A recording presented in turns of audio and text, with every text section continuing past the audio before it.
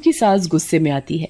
पता है ना दिवाली आने वाली है, अपने माँ बाप से कह देना कि इस बार दिवाली पर कुछ न कुछ जरूर लेकर आए, कभी चले आए खाली हाथ हिलाते हुए। पर माँ जी, आपको तो पता ही है कि मेरे माँ पिताजी के पास जो कुछ था वो पहले ही आपको दे चुके हैं। अब उनके पास मुझे देने के लिए कुछ नहीं बचा। वो मुझे नहीं पता, उन्हें नहीं पता कि बेटी के घर कोई यूं ही खाली हाथ नहीं चलाता। अब तू अपने माँ बाप से तभी मिल पाएगी जब वो दिवाली पर कुछ न कुछ लेकर आएंगे।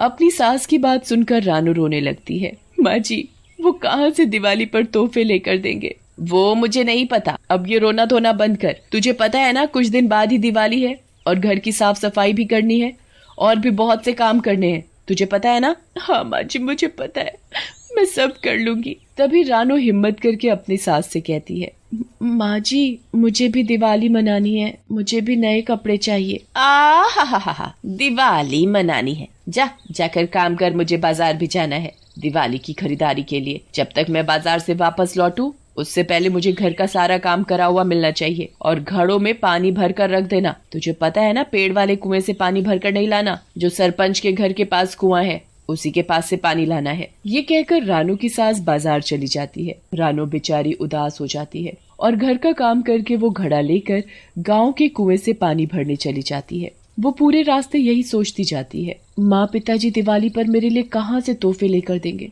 उनके पास पहले ही खुद के लिए कुछ भी नहीं है, ऐसे में वो मुझे कहाँ से ला कर देंगे? ये सब सोचते हुए जा रही थी। उसे पानी भरने के लिए देर भी हो रही थी। तभी वो पेड़ के पास से गुजरती है। बहुत देर हो चुकी है, अगर मैं जल्दी ही पानी लेकर घर नहीं पहुंची तो माँ जी बहुत गुस्सा होंगी। क्यों ना मैं इसी कुएं से पानी भर लूं, पर सभी कहते हैं कि इस कुएं में बहुत से भूतों का वास है। रानू को कुछ समझ नहीं आ रहा था कि वो क्या करे। उसे पानी भरकर घर जल्दी जाना था। यही सोचकर वो उसी कुएं से पानी भरने लगती है। जैसे ही वो घड़ा कुएं में डालकर भरने लगती है, तभी उसके हाथ से घड़ा छूटकर कुएं में गिर जाता है और वो रोने लगती है। मेरा मटका, हाय रे मेरा मटका, अब मैं बिना पानी के घर कैसे जाऊंगी? अगर मैं जल्दी घड़े में पानी भरकर घर नहीं गई तो माँ जी बहुत गुस्सा करेंगी। फिर वो कुएं से अपना घड़ा निकालने की कोशिश करने लगती है और साथ ही वो घड़े को पकड़ने की कोशिश में कह रही थी, आजा आजा आजा। रानू के 3 बार आजा आजा कहने के साथ उसका घड़ा अचानक से अपने आप ऊपर आ जाता है और उसके साथ उस कुएं में रह रहे भूत भी बाहर आ जाते हैं। रानू घड़े के बाहर आते ही खुश हो जाती है। अरे वाह, मेरा घड़ा ऊपर आ गया। अब मैं जल्दी से घड़े में पानी लेकर घर जाती हूँ। समय से घर नहीं पहुंची तो माँ पता नहीं मेरा क्या हाल करेंगी।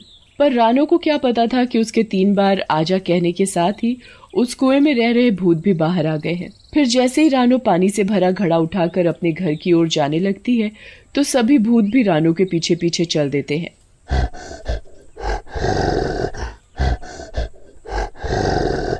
इतनी देर लगती है कुएं से पानी भरकर लाने में तुझे? पता है ना कि कल दिवाली है और मिठाई भी बना। Coke studio Bharat, subscribe now. है, कितना काम पड़ा है। वो माँ जी, वो क्या लगा रखा है? अभी तक तूने खाना भी नहीं बनाया। तुझे पता नहीं है कि मुझे समय से खाना चाहिए? अब जा और जाकर मेरे लिए खाना बना कर ला। और तुझे पता है ना कल की दिवाली के लिए मिठाई भी बनानी है और तूने अपने माँ बाप को दिवाली पर बढ़िया तोहफे लाने के लिए बोल दिया है ना? रानू कुछ नहीं कहती और रोती हुई रसोई में जल्दी से खाना बनाने लग जाती है। जब खाना बनकर तैयार हो जाता है तो अपनी सास को खिला देती है और फिर रसोई में जाकर मिठाई बनाने लग जाती है। कल दिवाली है, मैं माँ पिताजी से महंगे तोहफे लाने के लिए कहूँ। अगर वो बढ़िया तोहफे और मिठाई नहीं लाए तो माँ जी मुझे उनसे कभी नहीं मिलने देंगी।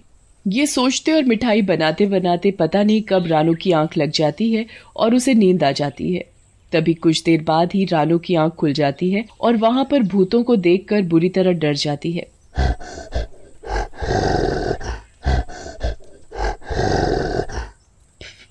भूत? डरो नहीं, हम तुम्हें कुछ नहीं करेंगे। पर तुम तो भूत हो और भूत तो किसी को नहीं छोड़ते। हम तुम्हें कुछ नहीं करेंगे क्योंकि हम अच्छे भूत हैं और तुमने हमें कुएं से आजाद भी कराया और अपने साथ हम सभी भूतों को ले आई। मैंने? कैसे? तुमने ही तो हम सभी भूतों को आजा आजा करके 3 बार बुलाया था। फिर हम तुम्हारे 3 बार बोलने के साथ ही हम सभी भूत कुएं से आजाद हो गए और तुम्हारे साथ आ गए। तभी रानू का ध्यान मिठाई और घर के कामों की तरफ जाता है और वो रोने लगती है। कल दिवाली है और इतनी जल्दी मिठाई और घर का सारा काम कैसे होगा? ओहो, कितने सालों से हमने दिवाली नहीं मनाई, इतनी सी बात, अभी लो। फिर सभी भूत अपने अपने जादू से मिठाई और घर का सारा काम कर देते हैं और घर को दुल्हन की तरह सजा देते हैं। ये देख रानू की आंखों से खुशी के आंसू निकल आते हैं और वो रोने लगती है। आप सब तो मेरे लिए भगवान बनकर आए हो। अगर तुम सभी भूत ये सब काम नहीं करते तो मेरी सास मुझे मार ही डालती। फिर रानू एकदम उदास हो जाती है। काश मैं भी सभी की तरह दिवाली मना पाती। मैं जब से इस घर में शादी करके आई हूँ तब से मैंने दिवाली नहीं मनाई। फिर रानू सभी भूतों को अपनी सास के बर्ताव के बारे में सारी बात बताती है। अच्छा तो ये बात है, अब हम सब आ गए हैं तो तुम्हें चिंता करने की कोई जरूरत नहीं। फिर भूत भी रानू को बताते हैं कि उन्होंने भी कई वर्षों से दिवाली नहीं मनाई। कई वर्षों से हम सभी भूतों ने भी दिवाली का त्योहार नहीं मनाया। हमारा भी मन करता है कि कोई हमारे साथ दिवाली मनाए, पर हम तो भूत हैं ना, इसलिए हम किसी के साथ दिवाली नहीं मना सकते। तभी सभी भूत रानू से पूछते हैं, क्या तुम मनाओगी हमारे साथ दिवाली? हाँ हाँ मैं मनाऊंगी तुम्हारे साथ दिवाली। फिर सभी भूत और रानू खुश हो जाते हैं और ऐसे ही कुछ देर में सुबह भी हो जाती है। तभी रानू की सास के चिल्लाने की आवाज आती है। अरे ओ महारानी, सोती ही रहेगी या चाय भी पिलाएगी? अभी लाई माँ जी। तभी रानू की सास की नजर पूरे घर पर पड़ती है।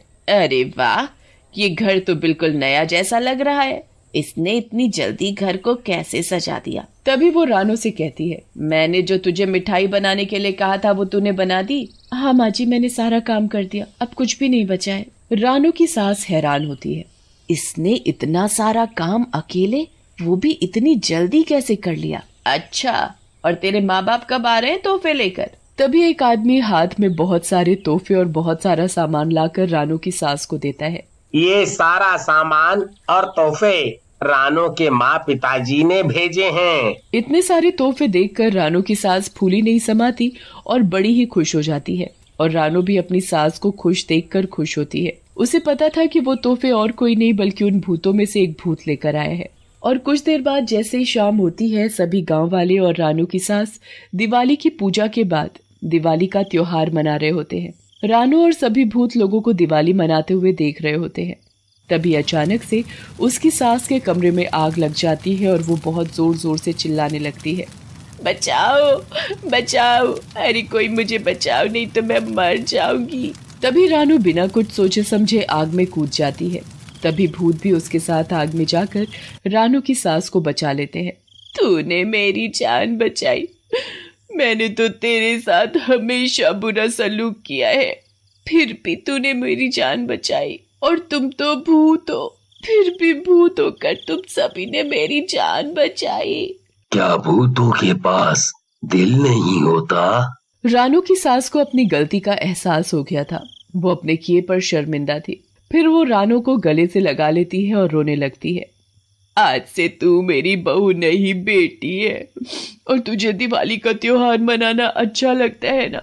जा मना लो दिवाली का त्योहार। फिर रानू सभी भूतों के साथ दिवाली